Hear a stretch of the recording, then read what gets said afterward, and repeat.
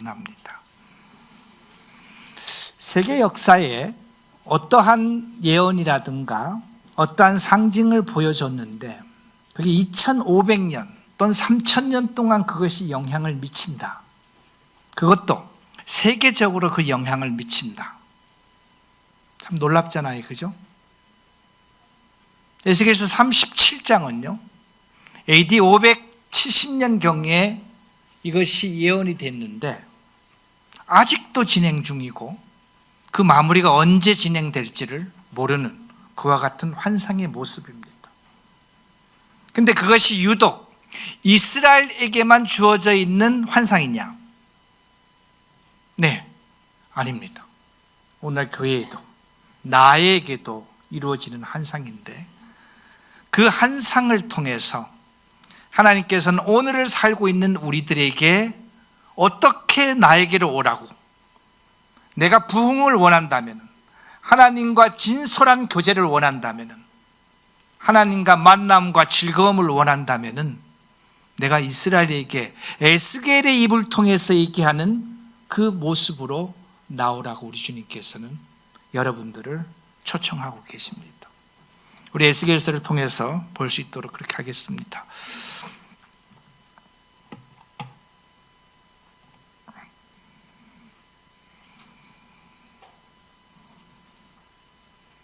컴퓨터가 말을 잘 안 듣고 있습니다.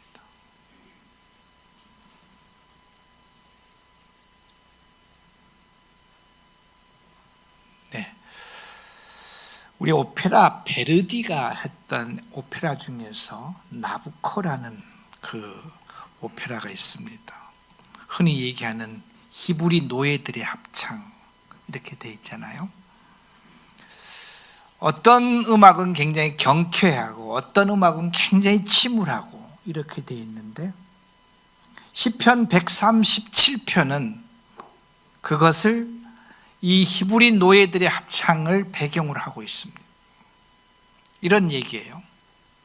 나라가 망한 히브리의 노예들은 바벨론으로 잡혀가죠. 그리고 공동생활하면서 바벨론의 거대한 노역사역에 동참을 하고 동원이 됩니다. 아침부터 저녁 늦게까지 성을 쌓고 그들이 원하는 제단을 쌓는 일에 동원이 되죠. 하루는 그 장난기 있는 바벨론의 군인이 한 노예를 부릅니다. 너 이리 나와봐. 너 하나님의 사람이라며? 너네 성전으로 올라갈 때 그 노래 한번 해봐. 안 하면 죽일 거야. 그 내용이 적혀 있는 것이 시편 137편입니다. 불렀을까요? 그 노예는 그 성전에 올라가는 노래를 불렀을까요? 불렀을 것 같아요. 왜서요? 죽인다 그랬으니까. 그 노래를 부르면서 속에서 울부짖음이 있었을까요? 토해냈을 거예요.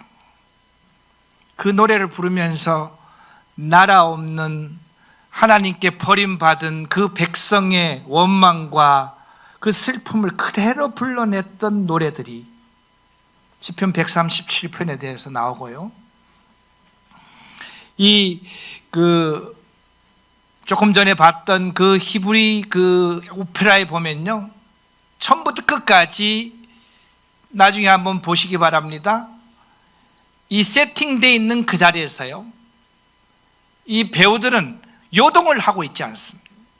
누워있는 사람, 앉아있는, 서있는 그 자리에서 처음부터 끝까지의 이 히브리인의 노래를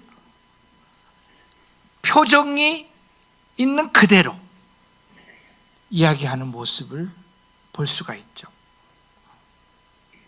히브리 노예들의 합창, 여러분들이 그 경쾌한 노래가 있어요. 그거 말고요, 베르디의 나부코는요, 우리가 흔히 얘기하고 있는 그 네부카드네자르 2세에 대한 그 그리스식 발음의 앞부분이 나부코입니다.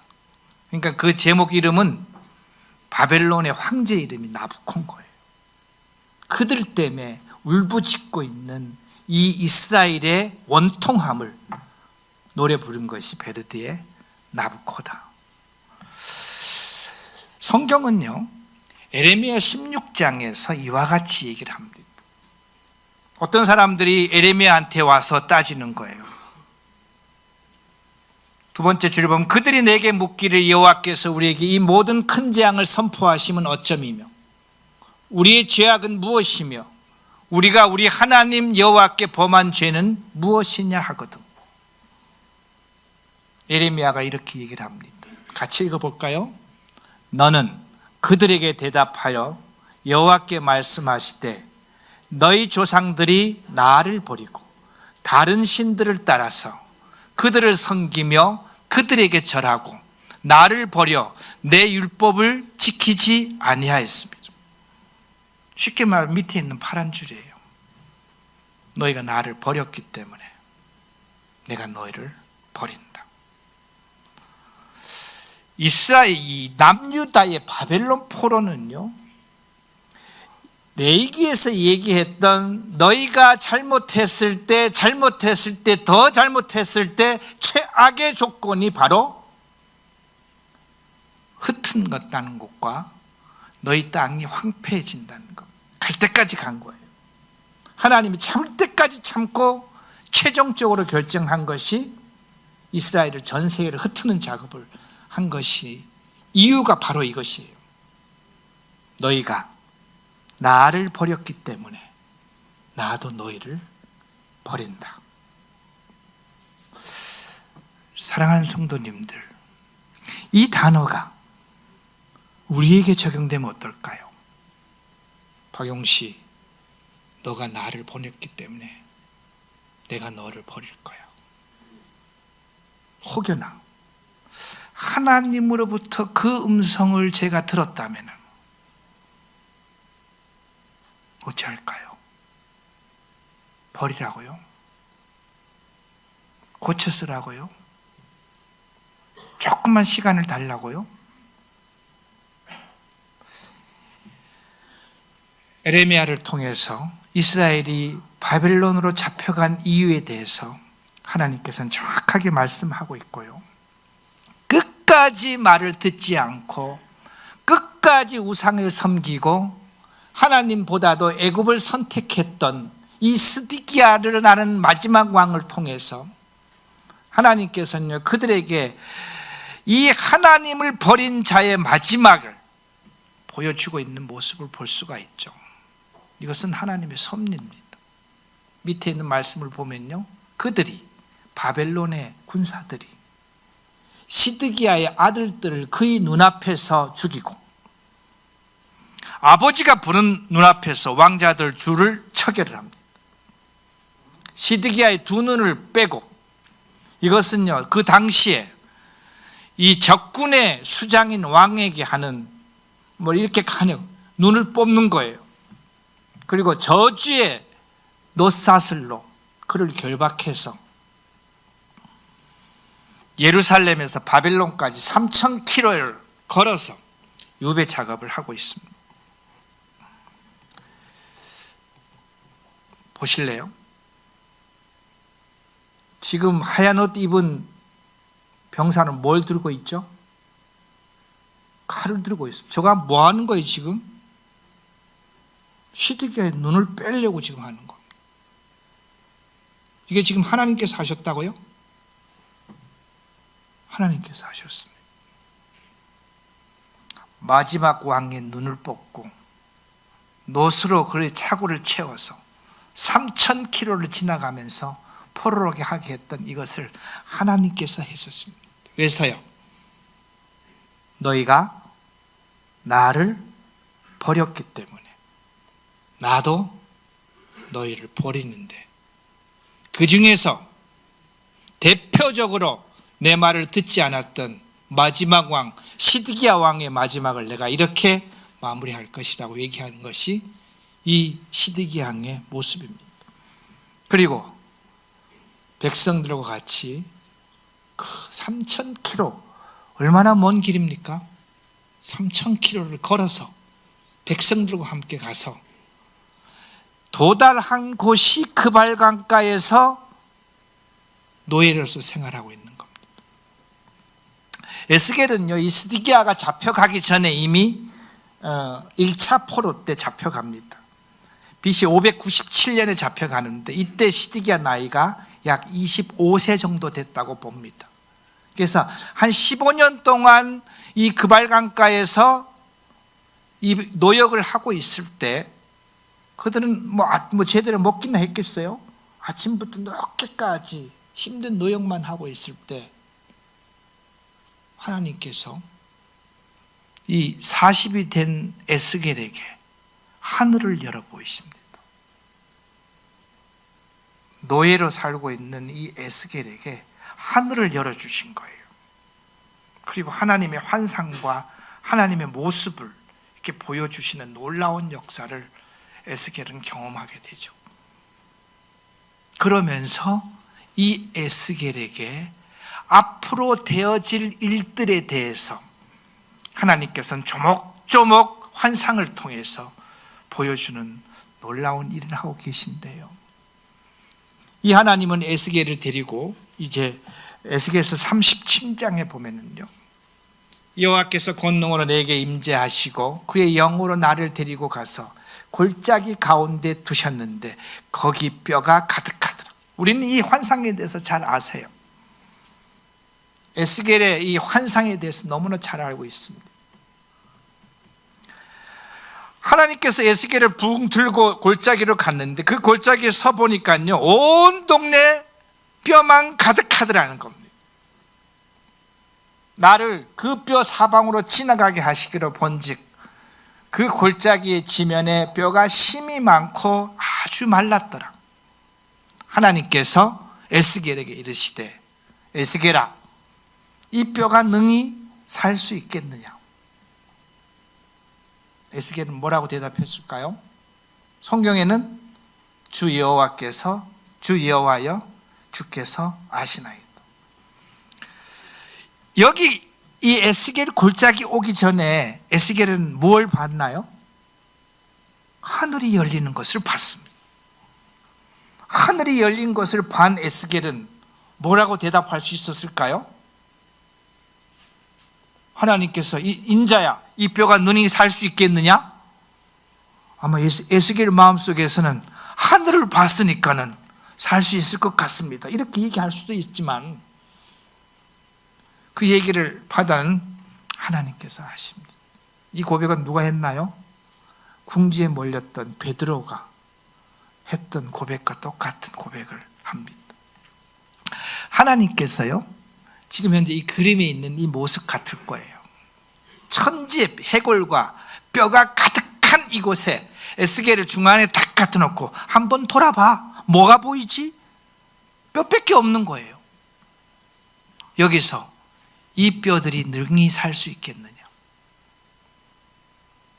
여호와의 주께서 아시나이다.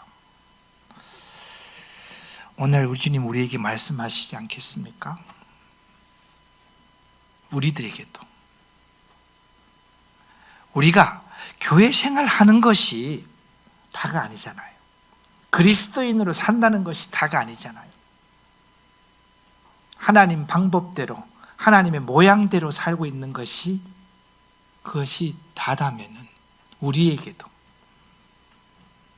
네가 능히 살 수 있겠느냐? 우리들에게 요구하고 있지 않겠습니까? 하나님께서는 오늘 이 순간이 오기 전까지요, 수없는 매를 들어가면서 이스라엘 보고 회개하라고 이야기를 하고 있습니다. 아수르를 통해서, 바벨론을 통해서, 나중에는 페르시아와 헬라와 로마를 통해서, 그리고 옆에 있던 처음부터 끝까지 끈질기게 물건을 하려는 블레셋을 통해서, 초창기에는요 거머리같이 딱 달라붙은 아멜렉을 통해서, 암몬과 에돔을 통해서, 그리고요 때로는 기근과 가뭄과 전염병을 통해서 너네들 이렇게 하면 안 돼. 그런데 레위기 26장에 보면요, 1단계, 2단계, 3단계 경고를 하면서 하나님께서 이렇게 말씀하시는 거예요. 또 만일 너희가 그렇게까지 되어도 1차 기근을 보냈는데도 너희가 만일 그렇게까지 되어도 내게 청정하지 아니하면은 너희를 죄로 말미암아 너희의 죄로 말미암아 내가 너희를 7배나 더 징벌하리라. 그 7배가 차고 차서 지금 현재 마지막까지 온 것이 남유다가 바벨론으로 포로로 잡혀오는 그 모습을 볼 수가 있었던 것입니다. 옆에 있는 이 그림은요, 하나님의 영광이 찬란했던 예루살렘이 불타고 하나님의 임재가 있었던 예루살렘 성전이 불타는 겁니다.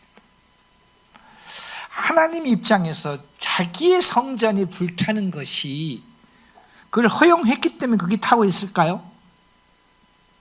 허용했기 때문에 타는 것이에요.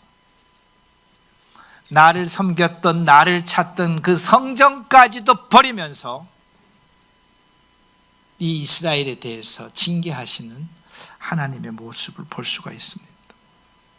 그런데 여기서는요, 죽음의 강제 회개를 시킵니다.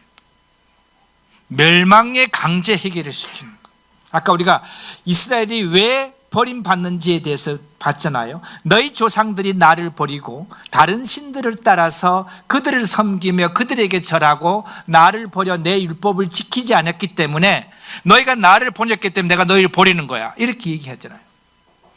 일이 되기까지도 회개하지 않았기 때문에 내가 너희를 멸망시킨 거야. 쉽게 말해서 죽인 거야. 아까 골짜기에 가득 찬 그 해골들과 뼈들은요, 이스라엘의 현재예요. 하나님께 버림받아서 죽음당한, 멸망당한 이스라엘의 그 모습을 에스겔에게 보여준 거예요. 내가 이스라엘을 멸망시켰거든. 하나님의 성전은 불타고요, 이스라엘이 가나안 땅에는 이스라엘 백성이 살 수가 없었고요, 다 포로로 잡혀갖고 하루 종일 노역하고 조롱당하고 성전으로 올라가 노래 한번 해볼래? 조롱 섞인 그 야유를 받고 있는 이스라엘의 모습이 해골과 뼈밖에 보이지 않는 그 해골도 말이에요, 이미 오래돼갖고 하얗게 변해서 바싹 말라있는, 화석화되고 있는 그와 같은 모습의 이스라엘을 하나님께서는요, 강제로 회개를 요구하고 계십니다. 너희들 스스로가 되지 않고 있으니까 내가 지금 강제로 너희를 회개시키는 거야. 하나님의 섭리는 놀랍습니다. 아까 말씀드렸듯이 시편 137편은 아까 유대인 노예들아 이렇게 해갖고 강제를 불렀던 것을 이야기를 하고 있는 모습입니다. 에스겔서 37장에서는요, 오늘날 신자들에게 요구하고 있는 1번입니다. 에스겔에게 이 뼈들이 능히 살 수 있겠느냐고 얘기했던 그 하나님께서 이 뼈가 살아나고 이스라엘의 회복을 위해서는 1번 죽어야 된다. 그리고 회개해야 된다 라고 말씀하고 있는 거예요. 왜 이스라엘이 바벨론까지 왔죠? 뭘 안 해서요? 회개 안 해서 왔습니다. 하나님께서 그들에게 회개할 수 있는 기회를 주셨나요? 수없이 주셨습니다. 수많은 선지자들을 보내서요, 그 선지자들을 통해서 돌아오라고, 회개하라고 수없이 얘기했는데 돌아오지 않았기 때문에 마지막에 죽음이라는 카드까지 내세우는 것이 우리 하나님이시잖아요. 여기 계신 저와 우리 성도님들은 나와 하나님과의 관계를 한번 체크해 볼 필요가 있습니다. 저는 지난 한 달 동안 저는 은밀히 하나님과 저를 대면하는 시간을 가질 수가 있었습니다. 제 인생에 아주 소중한 시간입니다. 그런 시간을 주신 교회 앞에 진심으로 감사합니다. 나의 하나님을 참 조용한 가운데서 만날 수 있었고, 제 사역을 돌아보고 앞으로 어떻게 해야 될 것을 생각할 수 있는 소중한 시간을 가졌습니다. 사랑하는 성도님들도 하나님과 나와의 관계를 한번 보시기 바랍니다. 정상이냐, 비정상이냐, 버림받았느냐. 그러지 않으면, 자율적으로 회개치 않으면 하나님은 어떻게 하신다고요? 강제로 회개시키는 겁니다.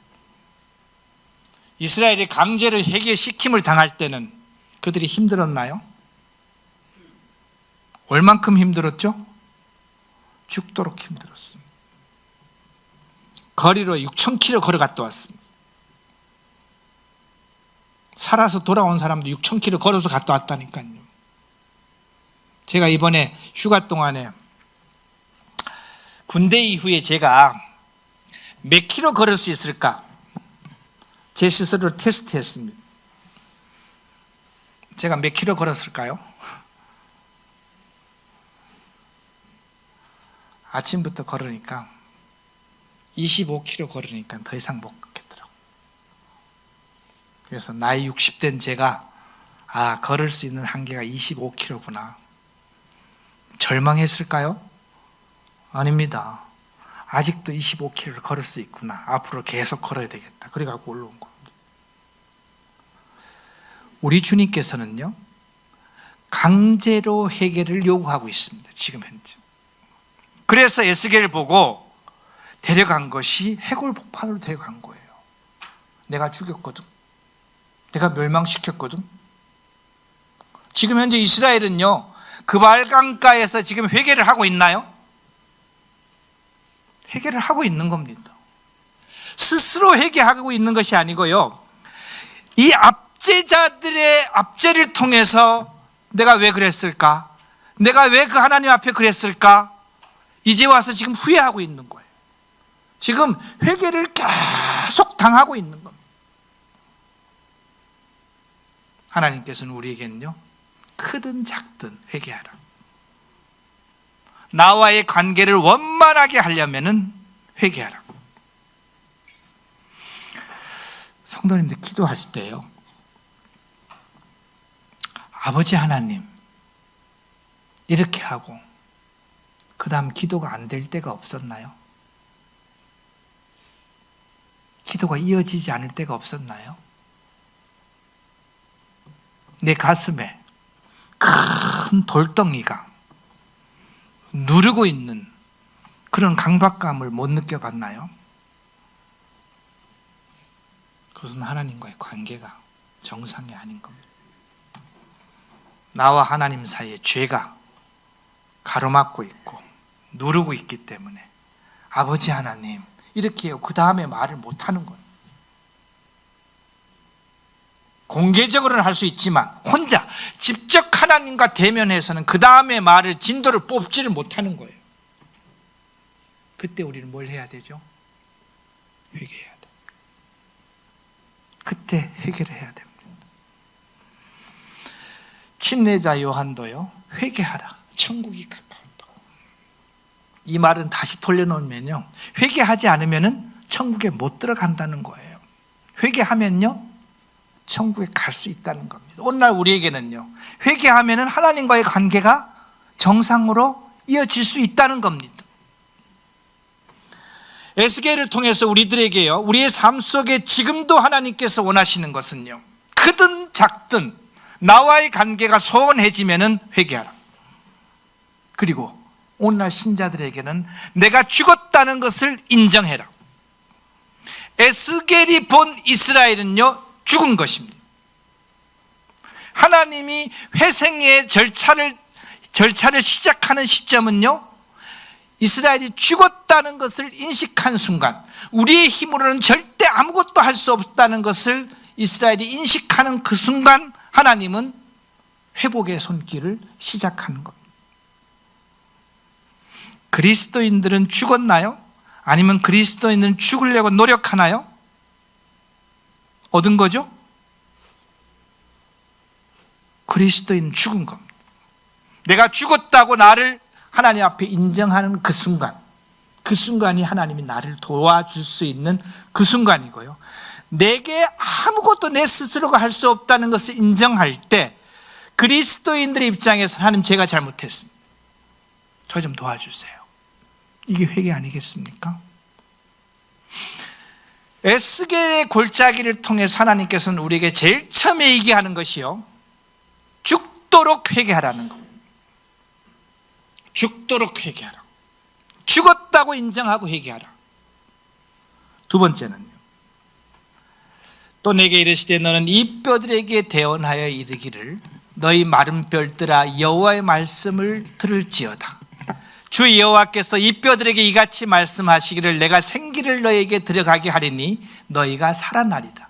너희 위에 힘줄을 들고 살을 입히고 가죽을 덮고 너희 속에 생기를 넣으리니 너희가 살아나리다. 또 내가 여호와인 줄 너희가 알리라 하였더라. 지금 누가 얘기하시는 거죠? 하나님이 얘기하시는 거예요. 하나님이 그 뼈들에게 이야기하는 제일 처음의 말씀이 뭐냐면요, 너희 마른 뼈들아 여호와의 말씀을 들을지어다. 너희 마른 뼈들아 여호와의 말씀을 들을지어다. 나와 관계가 소원한 백성들아 여호와의 말을 들을지어다.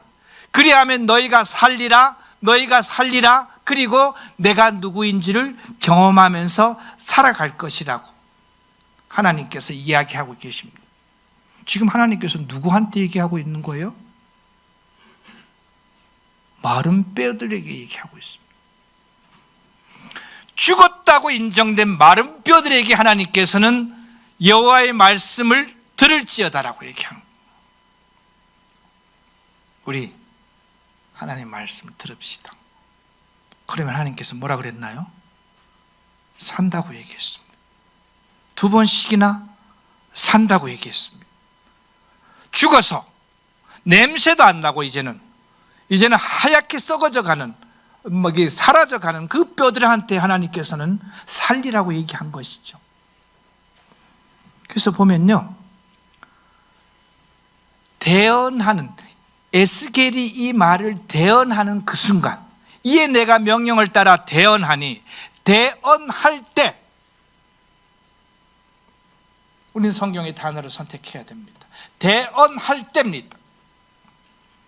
하나님께서 내 말을 들으라고 얘기하고 에스겔을 통해서 하나님의 말을 대언할 때, 대언할 때라는 건 뭐라고 얘기했을까요? 뭐라고 얘기했겠습니까? 그 에스겔이 뼈들아 살아나라 이 얘기잖아요, 그죠? 뼈들아 살아나라고 할 때에 소리가 나고 움직이며 이 뼈 저 뼈가 들어맞아 뼈들이 서로 연결되더라. 이 그림이 이런 그림 아니겠어요? 그죠? 에스겔이 대언할 때 뼈들이 연결되고 뼈가 연결이 되고 살이 펴지고 피부가 덮여지고 어떤 것은 일어나려고 하고 어떤 것은 이렇게 누워있고 어떤 건 아직도 뼈가 있고, 우린 여기서 볼 때요, 내가 보니 그 뼈에 힘줄이 생기고 살이 오르며 그 위에 가죽이 덮이니 그 속엔 생기는 없더라. 하나님의 말씀을 들을 때는요, 우리가 새로워집니다. 하나님의 말씀을 들을 때 우리에게는 기적이 일어납니다. 우리가 진심으로 회개하고 하나님의 말씀을 우리가 보고 듣고 그것을 묵상하면은요, 나에게 새로운 기적이 일어난다는 겁니다. 세상에 이보다 더 큰 기적이 어디 있어요? 마른 뼈가 뼈끼리 연결이 되고 그 뼈가 살이 생기고 그 다음에 가죽이 생기고 이렇게 하는 게 지금 현재 여기 기적이 아니고 뭐겠습니까? 그죠? 그 오늘날 우리에게 얘기하면 그게 뭐예요? 피폐되어 있던 내 영혼이, 하나님과 관계가 단절되어 있던 내 영혼이 하나님의 말씀을 내가 하나님께 진심으로 회개하고 내가 하나님의 말씀을 듣고 그 말씀을 내가 계속 묵상하고 있으니까는 그 피폐된 내 영혼이 회복이 되고 내가 하나님과의 관계가 원상복귀가 되고 잃었던 기쁨이 나한테는 다시 생기고 이와 같은 모습을 말하고 있는 거 아니겠습니까? 우리 같이 따라해 봅시다. 말씀은 나를 새롭게 한다. 그럼 우리는 어떻게 해야 되죠? 말씀을 봐야 됩니다. 말씀을 읽어야 됩니다. 말씀을 들어야 됩니다. 오늘 내가 하나님의 말씀을 한 구절도 보지 않았다. 나는 오늘 하나님과의 관계에서 새롭게 될 수 있는 일도 없는 겁니다. 하나님의 말씀은요, 신자를 새롭게 합니다. 누구든지 예수 그리스도 안에 있는 자는 새로운 피조물이다. 이 새로운 피조물은요, 하나님의 말씀이라는 양분을 먹을 때 나날이 새로운 피조물로 성장하고 나날이 새로운 피조물로 발전하고 있는 겁니다. 우리 하나님 말씀을 들어야 될까요? 들어야 됩니다. 에스겔이 하나님의 말씀을 대언할 때 기적이 일어났잖아요. 그죠? 그러면 내 인생에서 내가 하나님의 말씀을 들으면 내 인생에 기적이 일어날까요? 기적이 일어납니다. 그럼 그 기적을 생각하면서 하나님 저에게 말씀을 주십시오 라고 말씀을 우리는 봐야 됩니다. 에스겔 골장에서 우리 두 가지를 했습니다. 첫 번째 뭐 했다고요? 죽도록 회개했습니다. 두 번째는요, 말씀을 들었습니다. 근데 보시면요, 중간에 보면 대언을 할 때, 즉 말씀이 증거될 때 하나님의 역사는 나타난다. 신자가 하나님의 말씀을 듣는 그 과정에서 저도 모르게 붙어가는 뼈들처럼 신자의 부서진 인생의 조각들이 다시 들러붙기 시작한다. 여러분 말씀 보시기 바랍니다. 그럼 이와 같이 놀라운 경험을 할 수가 있을 겁니다. 내가 일주일 동안 말씀을 안 봤다? 그럼 일주일 동안 하나님과 상관없는 사람으로 사는 겁니다. 우리 말씀을 봐야 될까요? 회복의 두 번째 요건, 하나님의 말씀을 보아라. 맨 밑에 있는 것을 보면 하나님의 말씀을 들을 때 신자는 지속적으로 새로운 피조물로 만들어진다. 주의 자비가 아침 이슬 같이 내린다는 시편 기자의 표현이 있잖아요. 그죠? 내가 주의 말씀으로 말미암아 이게 나날이 새로워질 때 우리가 매일매일 내가 변하는 것을 볼 수가 있습니다. 세 번째는요, 하나님께서요 뼈와 살과 가죽을 다 만들었는데 맨 밑에 아까 보니까는 그 속에 뭐가 없다 그랬죠? 생기는 없더라 그렇게 표현했습니다. 또 내게 이르시되 인자야 너는 생기를 향해서 대언하라. 생기에게 대언하여 이르기를 주 여호와께서 이와 같이 말씀하시기를 생기야 사방으로부터 와서 이 죽음을 당한 자들에게 불어서 살아나게 하라 하셨다 하라. 불어서, 어디서 본 기억이에요? 아담을 만들고 그 코에 생기를 후 하고 불어 넣으니까 그가 뭐가 됐다 그랬나요? 생명이 됐다 그랬잖아요. 불어서 살아나게 하라. 이에 내가 그 명령대로 대언하였더니 생기가 그들에게 들어가매 그들이 곧 살아나서 일어나 서는데 극히 큰 군대라. 세 번째는요, 신자들은 우리 속에 들어와 있는 성령을 인정해야 됩니다. 성령께서 계시는 것을 받아들여야 됩니다. 성령께서 나에게 얘기하는 음성을 순종해야 되고요, 그 말씀을 들어야 됩니다. 그러면 생영이 되어 있는 거죠. 로마서 6장에 보면요, 우리가 침례를 받을 때 어떤 사람으로 하나님께서는 살기를 원하나요? 로마서 6장 찾아보겠습니다.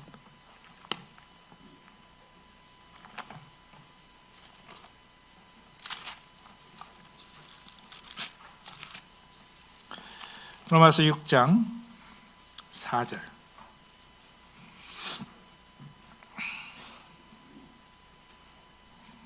같이 읽겠습니다. 그러므로 우리가 그의 죽으심과 아파여 침례를 받았으므로 그와 함께 장사되었나니 이는 아버지의 영광으로 말미암아 그리스도를 죽은 자 가운데서 살리심과 같이 우리로 또한 새 생명 가운데서 행하게 하려 하심이라. 새 생명입니다.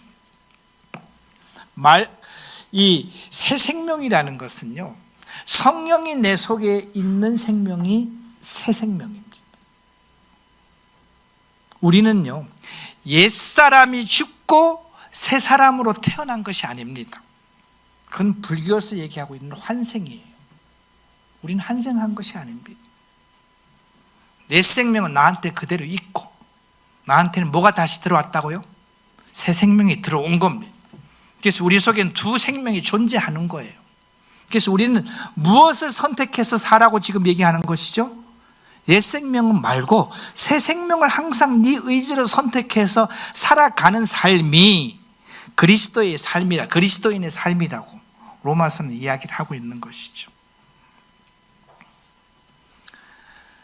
회개하고 말씀 보고 성령의 인도함을 받을 때 신자에게는 부흥이 일어납니다.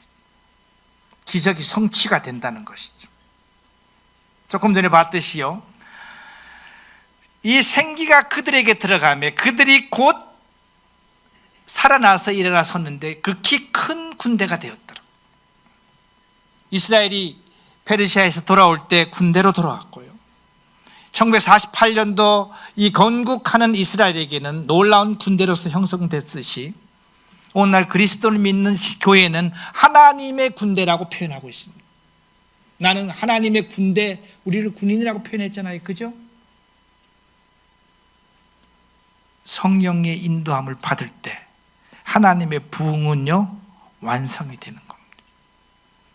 자, 우리 이 에스겔서를 통해서 3단계를 한번 봅시다. 제일 처음에 뭐였다고요? 죽도록 회개하라. 두 번째요, 하나님의 말씀을 들으라. 세 번째는요, 성령의 음성에 순종해라. 이렇게 하면 내 인생에서도 뭐가 일어난다고요? 부흥이 일어나는 겁니다. 내 인생에 기적이 일어나는 거예요. 사랑하는 성도님들, 이 기적이 나한테 일어나기를 원하나요? 우리도 한번 해봅시다. 이런 기적이 내 삶을 통해서, 우리 가정을 통해서, 우리 강릉 명지로 교회를 통해서 21세기에 살고 있는 우리들에게 이와 같은 기적이 일어날 수 있기를 소망하는 마음으로 우리 이렇게 한번 해봅시다. 그런데 여기서 보면요, 이게 하나님의 창조의 섭리세요. 하나님께서 창조를 할 때 뭘로 창조하셨나요? 말씀으로 창조하신 거예요. 빛이 있으라 하셨으니까 빛이 있었다고 말씀하셨어요. 하나님의 창조는 말씀으로 시작이 되는 거예요. 그래서 신자가 말씀을 들을 때 내 속에서 새로운 창조가 시작되는 것이고요, 그 새로운 창조를 통해서 신자는 새로운 사람으로 변화가 되고 있는 것이죠. 그 다음에 주 하나님이 땅의 흙으로 지으신 사람을 만드시고 그 코에 생명의 기운을 불어넣으니 사람이 생명체가 되었다고 얘기했잖아요, 그죠? 그 다음에 새롭게 된 자에게 성령의 인도함을 받을 때 그 사람을 통해서 하나님의 기적과 부흥은 일어난다는 것입니다. 여러분의 삶에 이것을 한번 적용해 보시기 바랍니다. 에스겔 37장 12절 보면요, 주 여호와께서 이같이 말씀하시길 내 백성들아 내가 너희를 무덤을 열고 너희로 거기서 나오게 하고 이스라엘 땅으로 들어가게 하리라. 이 나오게 한다는 것은요, 출애굽할 때 썼던 그 단어입니다. 오늘날 신자들에게도 나오게 할까요? 신자들에게도요, 침체와 하나님과의 관계가 끊어져 있는 것과 가정의 문제와 질병과 이런 속에서 하나님께서는요, 나오게 한다고 말씀하고 계신 거예요. 1차는요, 스룹바벨에서 출페르시아했던 BC 538년에 하나님의 이 예언은 성취가 되었습니다. 2차는요, 1948년도 5월 2000년 동안 나라가 없던 이스라엘이 이 가나안 땅에서 독립을 하면서 외형적인, 아까 생기가 들어가기 전까지의 모습, 살이 생기고 뼈가 생기고 가죽이 생겼던 그 외형적인 이스라엘의 나라가 건국되는 것이 먼저 우선적으로 정리가 됐고요. 마지막 생기를 불어넣으리라. 그것은 미래 어느 날 이스라엘의 대회개운동이 일어날 때, 그때 이스라엘의 민족적으로 정리가 되는 것이죠. 이것은 종말의 이스라엘이 국가적으로 회복시킬 때 이스라엘은 영적으로 회복하고 새 언약에서 약속된 성령을 받을 수 있다, 이렇게 표현됐습니다. 이 일곱 절기에 대해서는 다음에 한번 시간 나면 교제하겠습니다. 앞으로 우리가 일곱 절기 중에서 네 절기가 지나갔잖아요. 네 절기가 뭐죠? 우리가 한번 얘기해 볼까요? 무교절, 유월절, 무교절, 초실절, 오순절, 이 네 가지는 지나간 거예요. 이 봄의 절기는 지나갔습니다. 이것은 예수 그리스도의 초림으로 말미암아 완성이 된 거예요. 나머지 남은 세 개 절기가 뭐죠? 나팔절, 대속절, 초막절이 남아있는. 이스라엘은 7월 10일이 되면요, 전국에 나팔을 붑니다. 나팔을 푹 부는 거예요. 이 나팔을 왜 부는지 아세요? 깨어나라고요. 회개로 초대하는 거. 10일 지나면 대속죄일이 있으니까, 10일이 지나면 1년 동안 여러분들의 죄를 1년 동안 한꺼번에 완전히 해결해 줄 수 있는 대속죄일이 있으니까는 지금부터 회개할 것은 회개하라. 이때 이스라엘의 경건한 사람들은요, 다른 사람을 찾아갑니다. 내가 일전에 당신한테 이런 것을 했는데요, 회개합니다. 용서해 주세요. 이렇게 합니다. 10일 동안 계속 나팔을 부는 거예요. 계속 지금 뭐 하라고 얘기하는 거죠? 회개하라고. 회개하라고 계속 부는 거예요. 유대인들의 전승에 의하면요, 나팔절 날에, 이건 유대인의 전승입니다. 나팔절 내 하늘나라에서는 세 개의 생명책이 열린대요. 하나는 의인을 위한 생명책, 하나는 악인을 위한 생명책, 하나는 중간에 있는 사람들의 생명책. 그 중간에 있는 사람들의 그것이 이 10일 동안 회개를 하고 이 진실단 회개를 통해서 회복을 받으면은 의인의 생명책으로 넘어가서 그 다음 해의 생명이 유지된다는 것이 이스라엘 유대인들이 가지고 있는 전승입니다. 그럼 유대인들 입장에서 보면은 이 10일 동안 회개를 잘 안 하면은 생명이 유지된다는 거예요? 안 된다는 거예요? 유지가 안 된다는 겁니다. 그걸 절실하게 깨달았으면 진짜 온 동네 방네 다니면서 회개하고 다닐까요? 회개하고 다닙니다. 이 나팔절은요, 그리스도인들에게는요, 예수 그리스도의 재림을 얘기하고 있습니다. 하나님의 나팔과 같이 우리 주님께서 백마 타고 오시는데요, 지금까지 이스라엘 사람들은요, 예수 그리스도가 메시아가 아니라고 지금까지 우기고 있거든요. 그 어느 날, 진짜 나팔절 날, 아마 하나님 그날 나팔절에 오실 것 같아요. 나팔절 날에 이 나팔을 불면서 백마 타고 오시면서 우리 주님께서 이스라엘 사람들에게 뭘 보여주는가 하면은, 내 손을 봐라. 누구 조상들이 못 박았던 손 맞느냐? 내 옆구리를 봐라. 그랬을 때 이스라엘 백성들이 어떻게 한다고요? 대성통곡을 하면서 저희가 잘못했습니다. 저희가 잘못했습니다. 거국적으로 온 민족이 다 땅바닥에 엎드려 왔고 저희가 잘못했습니다라고 외치는 그날이 언젠가, 미래에 언제 있는 대속죄일입니다. 그래서 이스라엘은 그때는 이미 교회는 휴거가 되어 있는 상태예요. 그때는 이스라엘이 대국적인 대대적인 회개가 돌아와서 그들은 구원을 어떻게 받을까요?